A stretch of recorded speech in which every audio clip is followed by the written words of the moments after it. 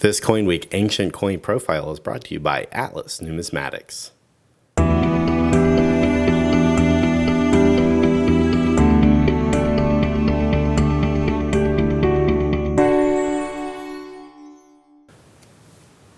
At its peak, the ancient North African city of Carthage rivaled the eternal city of Rome for military and economic control of the western Mediterranean Sea.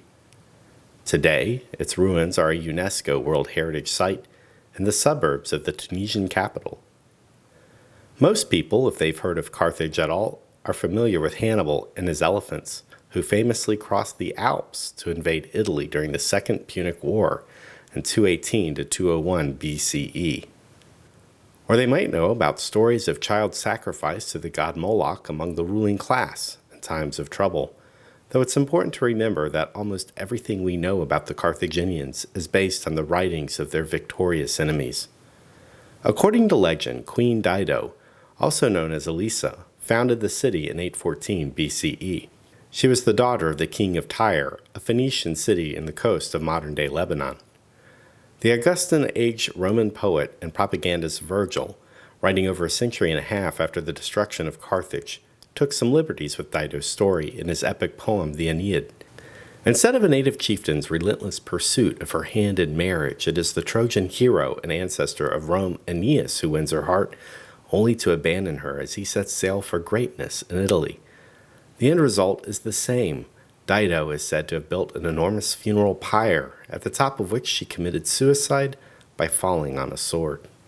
Only in Virgil's story she curses Aeneas with everlasting conflict between Carthage and his descendants. This serves as a mythological explanation for the bitterly fought Punic Wars waged between 264 and 146 BCE, when Carthage was finally defeated. The city was razed to the ground, and the very earth salted by vengeful Romans.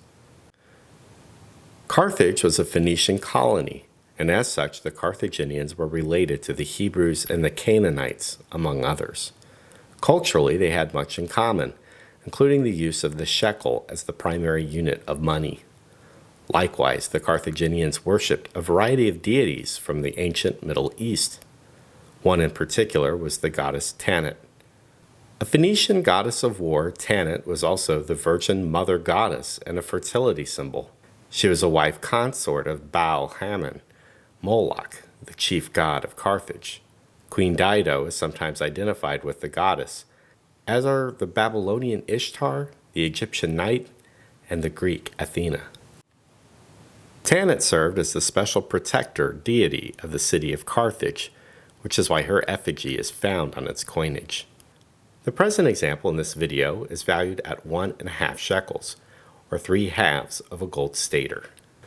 The left-facing head of the goddess Tanit is the only motif on the obverse of the coin.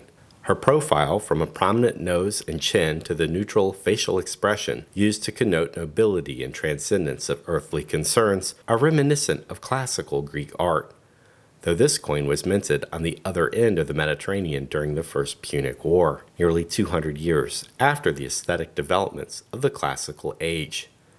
She wears an ornate hairstyle, her hair pulled up and with large sections combed in different directions. Thick garlands of curls run along the edge of her face and around her ear, while several individual curls are freestanding, especially in the back. 2 rather stiff wreaths of wheat, referred to as corn in European reference materials, adorn her head. A few prongs of what appears to be a tiara-like object are found above the wheat, but they are most likely another part of her hairdo. A triple pendant earring with a crossbar hangs from her earlobe. She also wears a necklace, the details of which are almost completely worn on this particular example. The horse was a symbol of power and conquest, greatly revered by the Carthaginians and found on almost all the city's coinage. The portrayal of a male horse on the reverse of this specimen is fairly typical of Carthage, muscular yet lithe, standing solidly on all 4 legs, yet alert and ready to leap into action. Above the horse is a sun disk, a symbol common to cultures across Africa and the Middle East. To either side of the sun disk is the uraeus, a representation of the Egyptian cobra that symbolized divine and royal power and authority, and also served as a talisman of protection, Altogether, the motif resembles the Egyptian Eye of Ra. Varieties of this type without the sun disk often contain approximately 30% less precious metal. The horse is standing upon the ground, here inscribed as a line that neatly divides the exarch from the rest of the design. Small vertical dots or marks point upward from the ground, appearing to represent blades of grass.